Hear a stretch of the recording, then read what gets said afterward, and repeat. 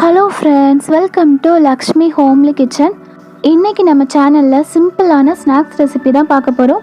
இந்த ஸ்நாக்ஸ் ரெசிப்பியை ரொம்ப எளிமையான மெத்தடில் ஈஸியாகவே செஞ்சு முடிச்சிடலாம். இந்த கிறிஸ்பியான பொட்டேட்டோ ஸ்நாக்ஸ் ரெசிபி எப்படி செய்யலான்றதை வாங்க வீடியோக்குள்ளே போய் பார்க்கலாம். வீடியோக்குள்ளே போகிறதுக்கு முன்னாடி நீங்கள் நம்ம சேனலை ஃபர்ஸ்ட் டைம் பார்க்குறதா இருந்தால் மறக்காமல் சப்ஸ்கிரைப் பண்ணிக்கோங்க.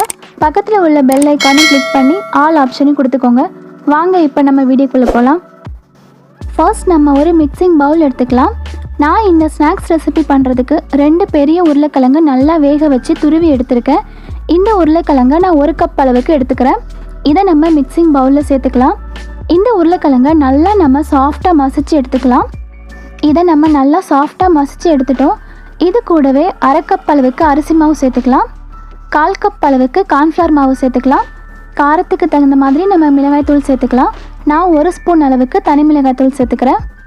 1/2 ஸ்பூன் அளவுக்கு கரம் மசாலா, 1/4 ஸ்பூன் அளவுக்கு சீரகத்தூள் சேர்த்துக்கலாம். இது கூட கொஞ்சமாக கொத்தமல்லி கருவேப்பிலை சின்னதாக கட் பண்ணி சேர்த்துக்கிறேன். இதுக்கு தேவையான அளவுக்கு உப்பு நம்ம சேர்த்துக்கலாம்.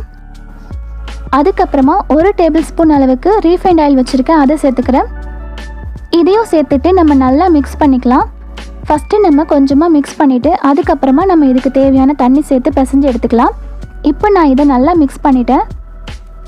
நாம் கொஞ்சம் கொஞ்சமாக தண்ணி சேர்த்து இதை ஒரு சப்பாத்தி மாவு பதத்துக்கு கொண்டு வரணும். இப்போ நான் கொஞ்சமாக தண்ணி சேர்த்துட்டு இதை நல்லா மிக்ஸ் பண்ணி எடுத்துக்கிறேன்.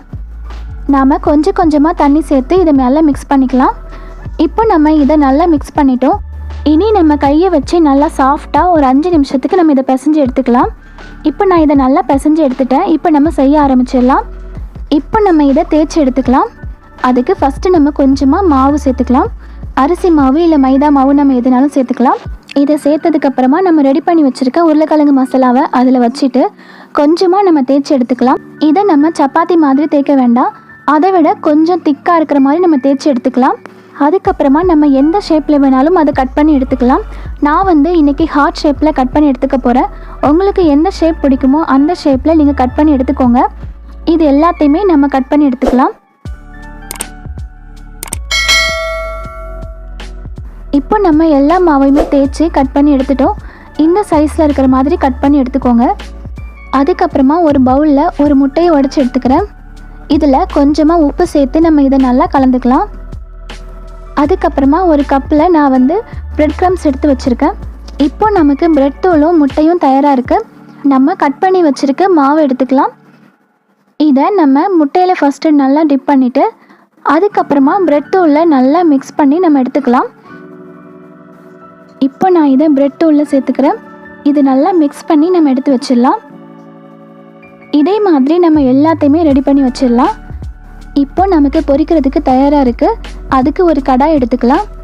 நம்ம பொரிக்கிறதுக்கு தேவையான அளவுக்கு ஆயில் சேர்த்து ஆயில் நல்லா சூடானதுக்கப்புறமா நம்ம ரெடி பண்ணி வச்சுருக்க ஸ்நாக்ஸை ஒன்று ஒன்றா நம்ம சேர்த்துக்கலாம். அடுப்பை நம்ம மிதமான சூட்டில் வச்சுக்கலாம். இது நல்லா பொன்னிறமாகிற வரைக்கும் நம்ம 2 பக்கமும் போட்டு பொரிச்சு எடுத்துக்கலாம். இப்போ நமக்கு ஒரு பக்கம் ரெடி ஆகிடுச்சு. நான் இதை அடுத்த பக்கம் திருப்பி விட்டுக்கிறேன். 2 பக்கமும் நல்லா பொன்னிறமானதை நம்ம இதை எடுத்து வெளில வச்சிடலாம். இப்போ நமக்கு ரெடி ஆகிடுச்சு. நான் இதை எடுத்து வெளில வச்சிடுறேன். இதே மாதிரி நம்ம மீதி இருக்கிற எல்லாத்தையுமே போட்டு பொரிச்சு எடுத்துக்கலாம். ரொம்பவே சிம்பிளான ஒரு ஸ்நாக்ஸ் நம்ம ஈஸியாகவே செஞ்சிடலாம். இதில் நம்ம உருளைக்கிழங்கு சேர்த்து செய்யும்போது ரொம்பவே டேஸ்ட்டு சூப்பராக இருக்கும். குழந்தைங்களுக்கும் ரொம்பவே இந்த ஸ்நாக்ஸ் பிடிக்கும். கண்டிப்பாக இந்த ஸ்நாக்ஸ் ரெசிப்பியை உங்கள் வீட்டில் நீங்கள் செஞ்சு பாருங்கள். செஞ்சு பார்த்துட்டு உங்களுக்கு இந்த ரெசிபி பிடிச்சிருக்கான்றதை மறக்காமல் என் கூட கமெண்ட்டில் ஷேர் பண்ணுங்கள். இந்த வீடியோ பிடிச்சிருந்தா சேனலையும் மறக்காமல் சப்ஸ்கிரைப் பண்ணி சப்போர்ட் பண்ணுங்கள். Thank you friends. Bye friends. Bye friends.